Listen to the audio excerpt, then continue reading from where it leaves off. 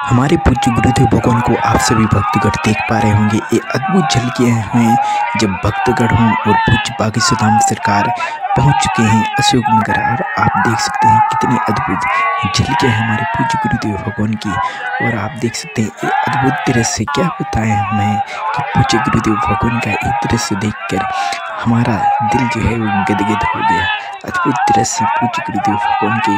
और सभी भक्तगण जो हैं और वहाँ के जो विधायक जी हैं वो भी पूज्य बागी सुदाम सरकार का स्वागत सत्कार करने में लगे हुए हैं। सभी भक्तगण जो हैं भीड़ एकजुट हो चुकी है। आप देख सकते हैं ऐसा दृश्य शायद बहुत दिनों बाद देखने को मिला है।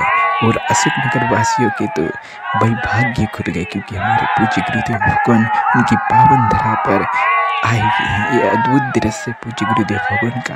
तो वीडियो पसंद आ रही हो तो लाइक जरूर करें और हाँ, सब्सक्राइब भी जरूर कर दीजिए। जय श्री राम, जय बागी सुदाम।